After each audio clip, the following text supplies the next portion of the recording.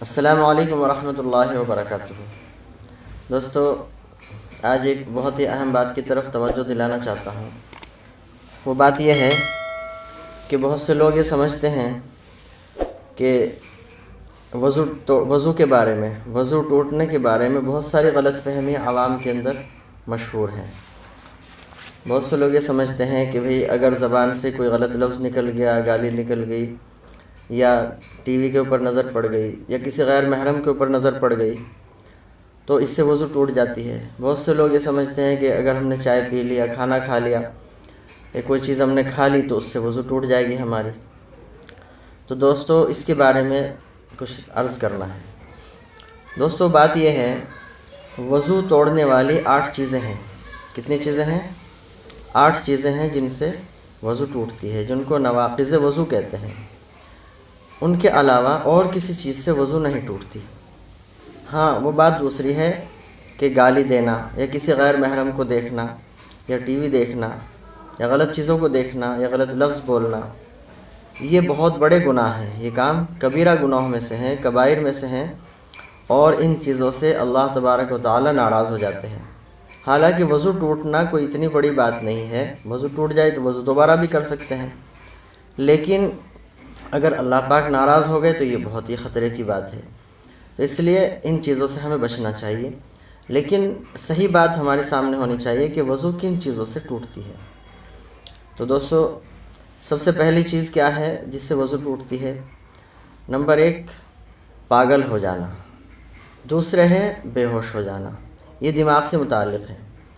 دماغ سے متعلق 2 چیزیں ہیں، پاگل ہو جانا اور بے ہوش ہو جانا، اس سے وضو ٹوٹ جائے گی۔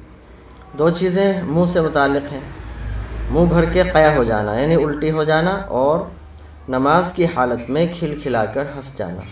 یہ توجہ کی بات ہے کہ نماز کی حالت میں اگر کھلکھلا کر ہنسے تب وضو ٹوٹے گی۔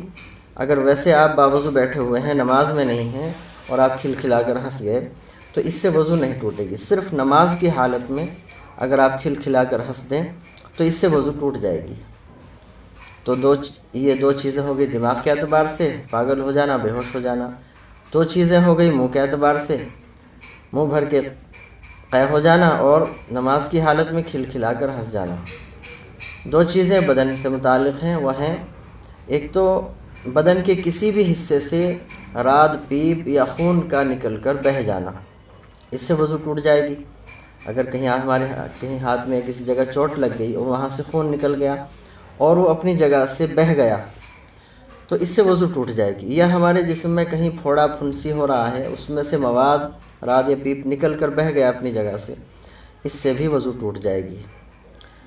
پھر چلیے 2 ہیں، یہ بدن کے اعتبار سے ہو گئی۔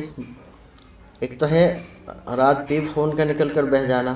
دوسری ہے کہ وضو کی حالت میں آپ ہیں اور آپ نے ٹیک لگا کر آپ سو گئے، آپ نے جیسے کسی چیز سے ایسے ٹیک لگائی، آپ ایسے سو گئے تو اب کی وضو ٹوٹ جائے گی اگر آپ نے سہارا لگا لیا کسی چیز سے۔ ویسے اگر آپ ایسے بیٹھے ہیں اور بیٹھے بیٹھے آپ کو اس طرح سے اونگ آ گئی، غنودگی آ گئی، اور آپ کو ہلکے سے نیند آ گئی، پھر آپ اٹھ گئے تو اس سے وضو نہیں ٹوٹے گی۔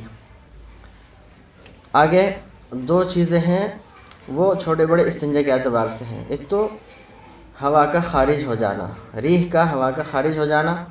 دوسرے بیت الخلاء کے راستے سے یا پیشاب کے راستے سے کسی بھی چیز کا نکل جانا، اس سے وضو ٹوٹ جائے گی۔ تو یہ 8 چیزیں ہو گئی۔ 2 چیزیں ہیں، پاگل ہو جانا، بے ہوش ہو جانا۔ دوسرے منہ بھر کے قے کر دینا، یا پھر نماز کی حالت میں کھلکھلا کر ہنس جانا، اور جسم کے کسی حصے سے راد، پیپ یا خون کا نکل کر بہہ جانا، اور ٹیک لگا کر، سہارا لگا کر سو جانا۔ ہوا کا خارج ہو جانا اور یعنی ان دونوں راستوں سے، چھوٹے بڑے استنجا کے راستوں سے کسی بھی چیز کا نکل جانا، اس سے وضو ٹوٹ جائے گی۔ یہ 8 چیزیں ہیں، ان چیزوں سے وضو ٹوٹتی ہے۔ اللہ تبارک و تعالی ہم سب کو نیک عمل کی توفیق عطا فرمائے۔ السلام علیکم ورحمۃ اللہ وبرکاتہ۔